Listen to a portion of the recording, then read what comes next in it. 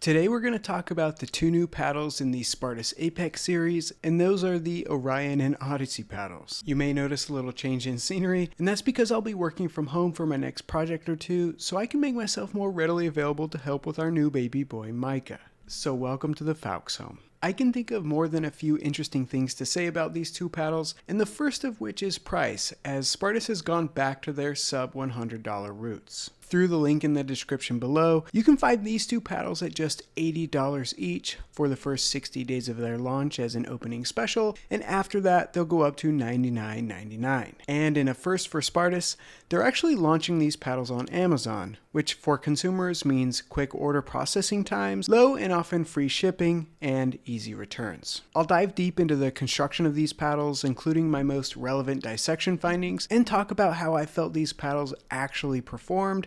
But first, let's talk about our basic layout and specs. Both the Orion and Odyssey are Gen 1 non-thermal form paddles, and each have a carbon fiber, fiberglass, carbon fiber face layering. They both contain what Spartus calls their boost core, which has a black polymer honeycomb with 10mm size cells, and each paddle is 16mm thick. I'll show both this and the core in more detail in my dissection, but both of these paddles use what Spartus calls the phalanx system, which is essentially a hardened gel mixture, which has been placed at the 3 and 9 o'clock positions for sweet spot and stability, and also placed where the handle meets the paddle face for increased handle rigidity and to act as a counterbalance. The Orion is the elongated version, measuring 16.5 by 7.5 inches and a whopping 5.875 inch handle, which fits two hands quite easily. The Odyssey is the hybrid shape, measuring 16.25 by 7.75 inches and a 5.35 inch handle that tapers up into the paddle face. I'll show these stats on screen here for you to pause and look over more thoroughly if you want, but when you look at the measured metrics for swing weight, twist weight, gross weight, and maneuverability scores, which go 1 to 100, 100 being the most maneuverable, and 100 plus being the least maneuverable, the Odyssey felt pretty light and maneuverable with its lower swing weight of 110 for a hybrid shaped paddle and an overall maneuverability score of 38. On paper, the Orion would also seem to be a little lighter for an elongated shaped paddle, but one thing that's a bigger factor for paddles with long handles like the one the Orion has is where a person tends to hold their handle.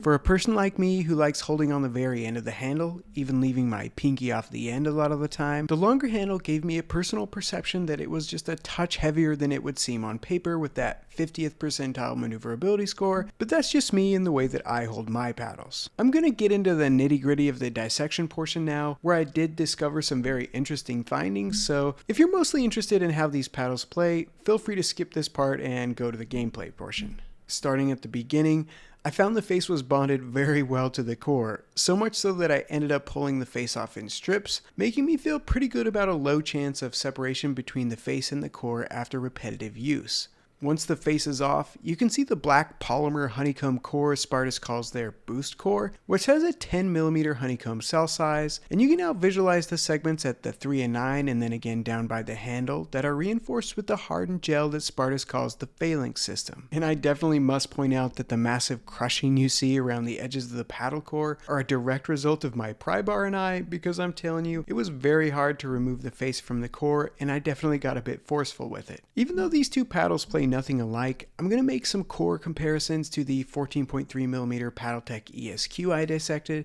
because they share a lot of similar attributes, and I think it'll give us a good comparative reference. For starters, Paddletech also uses a cell-filling reinforcement system on the face perimeter, but you can see that the Paddletech paddles use a very pliable putty-type substance, and after prying out the gel inserts from the Orion edge, which was quite difficult I might add, you can see it has a very hardened, non-compressible substance that forms to the contours of the honeycomb edges. You can see that either side of the Orion has 3 of the edge cells filled, and because one side of the paddle happened to be cut halfway through the cell rows, that side got a little less filling, with the heavier side weighing 5.11 grams and the half-filled side weighing 2.92 grams. I do want to just say that I don't really think it's a big deal that these sides are filled to a slightly variable amount. It's not like your paddle feels heavy to one side in gameplay or anything, and I expect most paddles will have a total of roughly 8 grams of phalanx system weighting between the two face sides. In fact, the Paddletech paddles appear to do a similar thing with the amount of filling they put into the edges of the paddle, depending on the honeycomb cut too.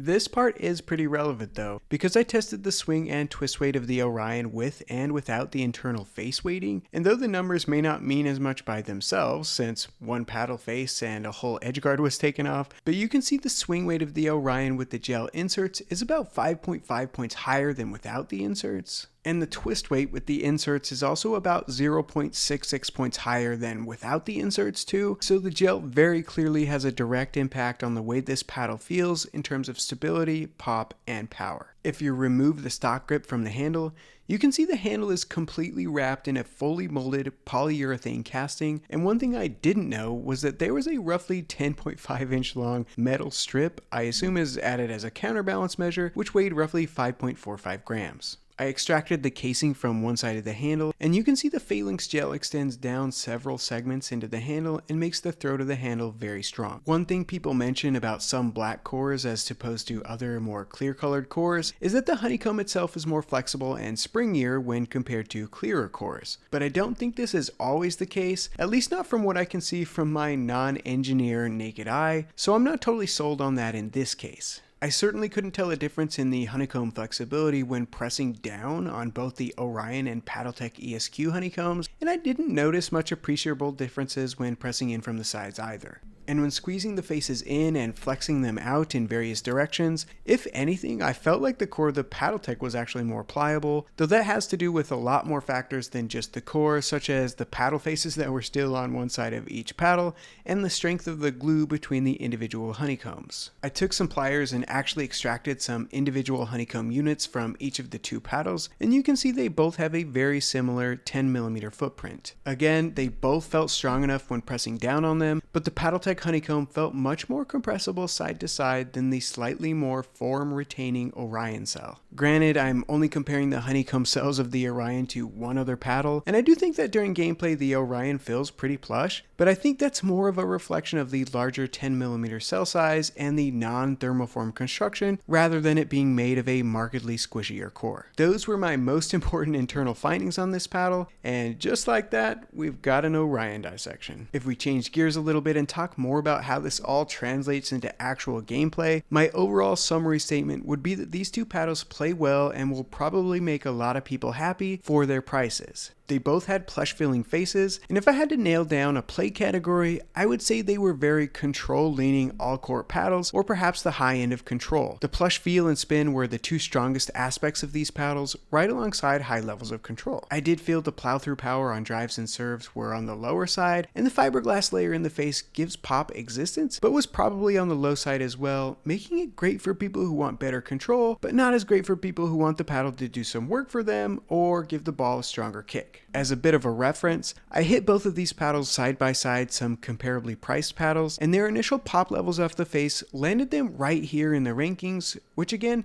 isn't necessarily a good or bad thing depending on what a person is looking for. As far as individually, the elongated Orion hits a little harder and has a little more perceived pop than the Odyssey, and I actually really like the feel of whipping the paddle around with its longer handle. The Odyssey was my favorite of the two, however, particularly because I think both of these paddles benefit a lot from adding some extra weight on the side for pop and power, and the elongated Orion started to feel a little bit heavy for my personal preference with 3 grams at the 3 and 9 positions, while the hybrid-shaped Odyssey had more room for customization with its lower swing weight of 110. For Gen 1 paddles, I would say I thought the sweet spots on these were pretty good and better in the Odyssey than in the Orion, and overall they were probably about average-ish when compared to pickleball paddles as a whole. Looking at a few direct comparisons to similarly priced paddles people may want to know about, compared to the 6.0 Quartz, I feel pretty confident saying the two Apex paddles played better in pretty much every way, such as pop, spin, power, and sweet spot size. Compared to the 11.624 Jelly Beans, the pop is a little higher on the two Apex paddles, and both the Orion and the Odyssey felt a little lighter in the hand than their Vapor and Hirachi Jelly Bean counterparts,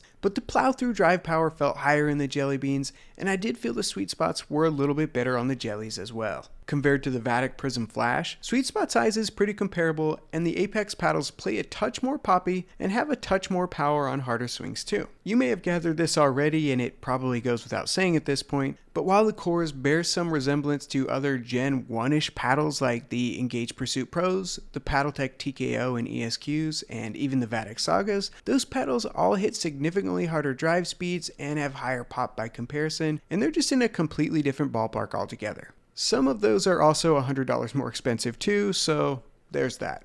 Overall, I think these paddles are a great sub $100 paddle that play well for their price and would be a great choice for people who like a plush feel, like great control with just a hint more pop than that of a typical control paddle, and want a paddle that has a very low risk of core crushing. But if you want high drive speeds and high pop without doing a lot of the work on your own, these may not be the paddles for you. That's my take on the two new paddles from the Apex series from Spartus, which are the Odyssey and Orion. I hope the review was helpful. Let me know what you think in the comments below. Don't forget to hit that subscribe button if you haven't already, and I hope to catch you here for the next one.